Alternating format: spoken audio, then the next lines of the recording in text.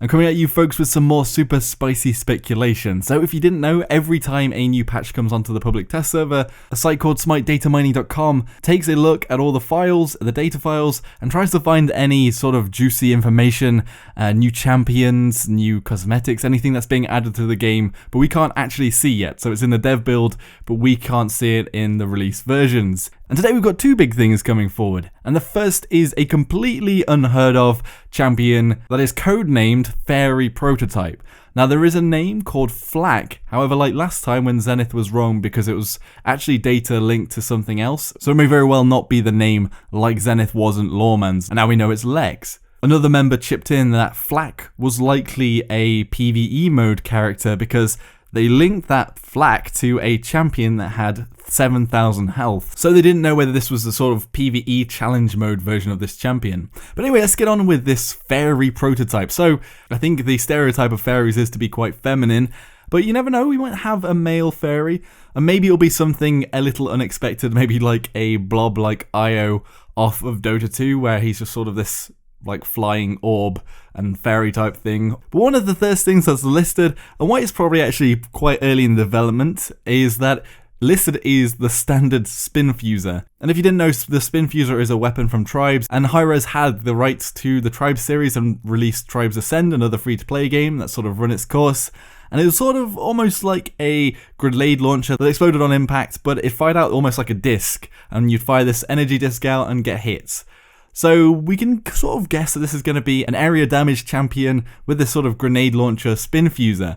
And the other big thing about this was that in Tribes Ascend, you basically use the terrain as like if you ever played surf maps in CS or CSGO, you can basically slide along the side of the maps and get more momentum. And you used to use terrain to like slide down and then use jetpacks to come out as faster as you go up. But also you could use a spin fuser or explosive to give you extra momentum and blast you upwards.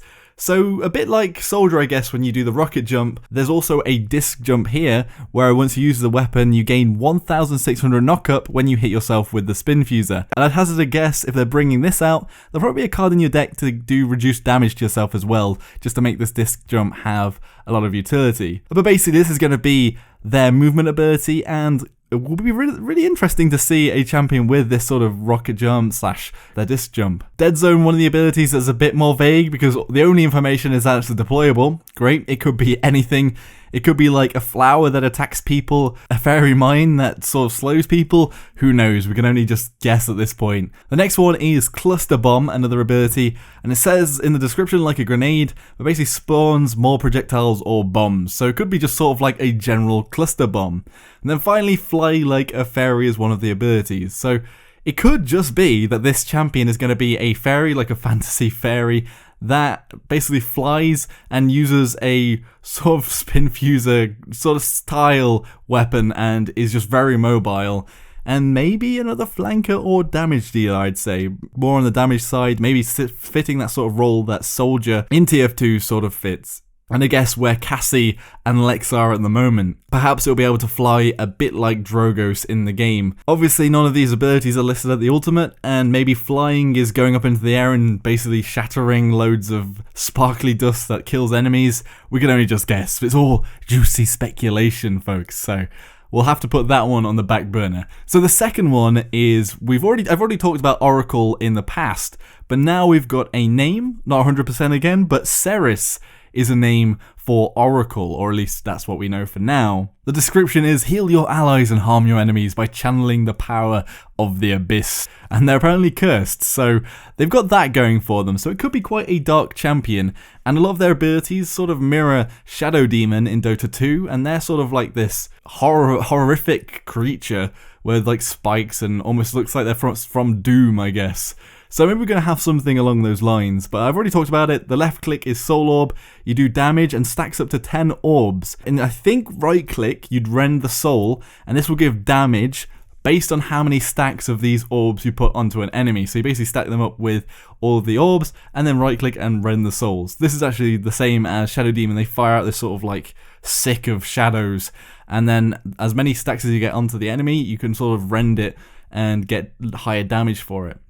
But mainly this champion's a healer With Restore Soul, it heals a target. And then the ultimate was a gravity effect that pulls people into the center, a bit like Enigma's off Dota 2 or Zarya in Overwatch, sort of similar ability to that. It does area damage, damages up to a max of 5 targets, and pulls the 5 targets in with some sort of beam effects, so maybe it's like lines of beam pulling people into the center. And some of the notes say works as a projectile, like you throw a grenade to the ground and it pulls people, so we can only just guess there. We also have the talents listed, and this is Ren Soul now applies a 1.5 stun to the victim when they are afflicted by 3 soul charges.